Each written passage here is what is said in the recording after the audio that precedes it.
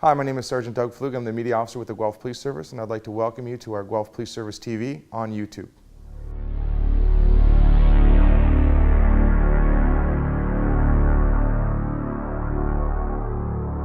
Now, I hope everyone really found that informative and just to see what their online profile is. As you can see, when I went through the exercise of putting my own up there was different videos from news releases that I had done. There's newspaper articles, there's press releases that I release.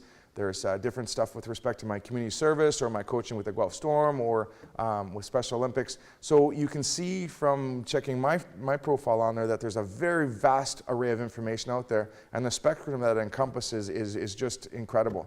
So again, I try to control what goes out there on me because again, I don't want myself to be misrepresented or represented poorly if someone were to do a search on me.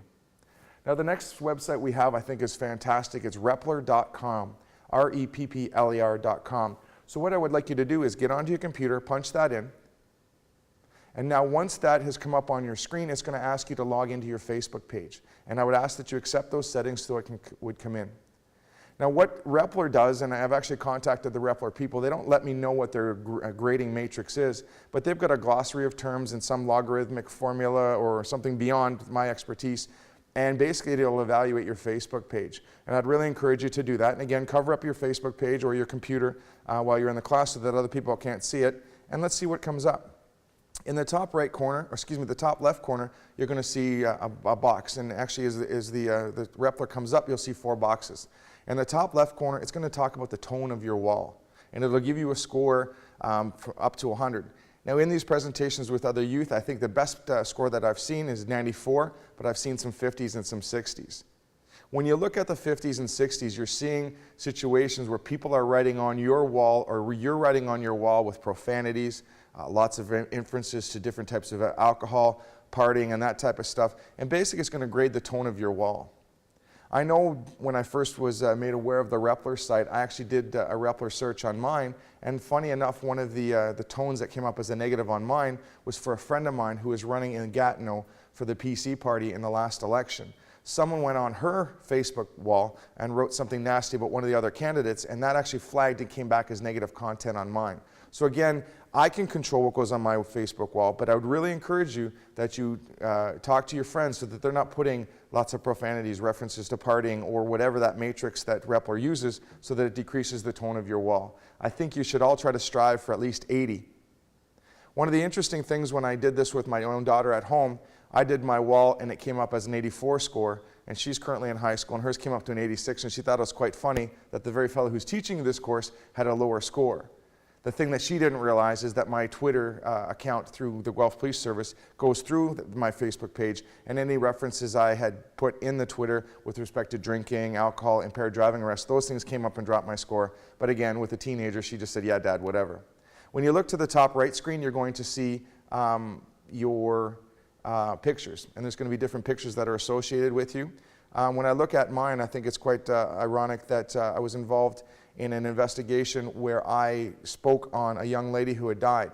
Because my name was embedded in the article where her photo was, that photo came up because my name had a reference to that. In the bottom corner, you're going to see your networks and just the different types of people that you're associated with.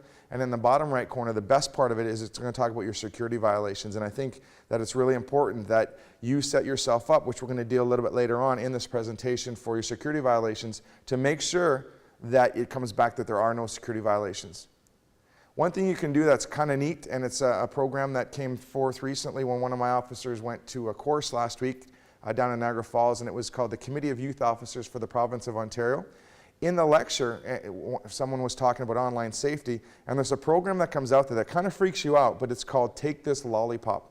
And I strongly encourage you to do it right now on your computers. Punch in Take This Lollipop, and what it does, it shows you the different types of freaky things where someone could actually hack into your Facebook page if you don't have proper security settings, and it's done under the with an actor that's basically an online pedophile or an online just creep that's coming to get you. And the neat thing with Take This Lollipop does is it actually takes photos from your photo bank on Facebook, makes this really weird movie, and it's freaking a lot of people out. But again, we're not doing it to scare you, we're doing it to educate you so that you could lock your pages down. Now please, take this lollipop and then put it through your Facebook page and see what comes up. Now, a lot of people are going to sit there and say, well, what type of settings should I do? I was looking at the International Association of Chiefs of Police, and they've got a whole wing that deals with social media and with locking your Facebook page down and such. Some people might sit there and say, well, why is law enforcement so into this? We're starting to see dramatic increases in online bullying, online exploitation, online frauds, and that's where the criminals are all going, because they are responding to the fact that that's where everybody is going. And in our society, 5, 6, 7 years ago, not a lot of people had computers in their home, but now you're looking at homes that have multiple computers, people are on their BlackBerries, they're on their handheld devices where they can access wireless connections, and they're potentially leaving themselves vulnerable. And again, that's where our efforts are here today, to try to reduce that vulnerability and to stop and or help you not be victimized by some of these people. The biggest thing that I love is when you're going through your account settings, make sure that you enable secure browsing. Okay? Have a situation where you click that so that it comes up that you are enabling secure browsing, so again, it's going to protect yourself. The one that I really like are request notifications be sent to you when a new device logs into your account. As I logged on here today, I don't know if you saw it, but basically when I logged into my Facebook page, it came up and said, we're not accustomed to where you're logging on to. So I basically had to log on, say that this is my work laptop, and it was fine. And it basically gives you security settings. So one, it's telling you which computer and where that computer is being used to access your Facebook page. Now I've got one of those that accesses my BlackBerry, my work computer, my work desktop, my home computer, and another computer at home, as well as my iPad.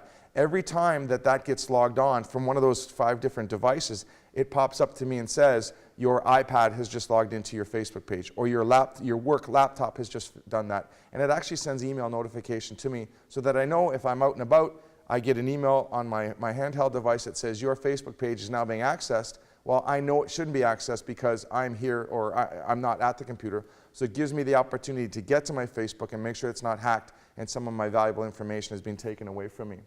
And again, that's the third point. Set your email notification frequency and determine which notifications you want to receive. I think it's imperative nowadays that when we're away from our social media platforms, or when we're away from our home or our laptops or our computers, that you do set this notification up there. It's just like when we have credit cards. If your credit card is being used in Montreal and you've never been to Montreal, the security at Visa or MasterCard will actually call you and say, are you aware of some unusual spending patterns in Montreal? Is that you? You can say yes or no, but again, it's an extra screening situation that lets you know what's going on. And again, I find it invaluable that it tells me whenever I log on. So if I'm actually doing a presentation in a school, my BlackBerry will go off because I'm logging on from a different computer and a remote site. So it's letting me know someone has access to that information. I know it's me, but if someone were to be accessing it through a hacking situation, I would be able to basically start a counterattack, lock it down, change my password or what have you, and again, maintain some security for myself. Now when you're connecting, each time you post an update, choose how you want to share that, publicly with friends or customize your sharings. Again, my Facebook page, I've got it locked down. There's my personal Facebook page, and I've got a firewall with it for my Guelph Police Service Facebook page. Don't have a situation where people can get into your Facebook page if you don't know them. Back when Facebook came around, the big game or the big quest was to see how many friends you could get. The more friends you have on your Facebook page, it increases your vulnerability because people can go in through those people, hack into the back of Facebook, and they can get to your information. And that's the last thing you want. The last thing you want is for someone, if you're a young man or a young lady, to hack in through someone else, get a picture of you, say, at the beach. You know, you're in your bathing suit, then they morph a pornography picture over top, then they take your face and they put it on there, and then they spread it around through the school. And you might think, well, come on, you're just being a little bit silly. But we have had investigations where people will go into people's Facebook pages, they'll take photos from the beach or from around the pool, they'll morph or they'll Photoshop them to be way worse than what was intended, and then they can spread those around. And once that photo goes out, you know, the psychological damage that comes through or the social damage that comes through, it really isn't worth it. And we have investigated situations where young men and women have just been devastated by their accounts being accessed, that information going out, you know, people sending messages and rude messages from their social media platforms, and they're devastated because generally they aren't the type of person that would do that, nor do they want that. And then once that goes out, it takes so long for it to be rescinded.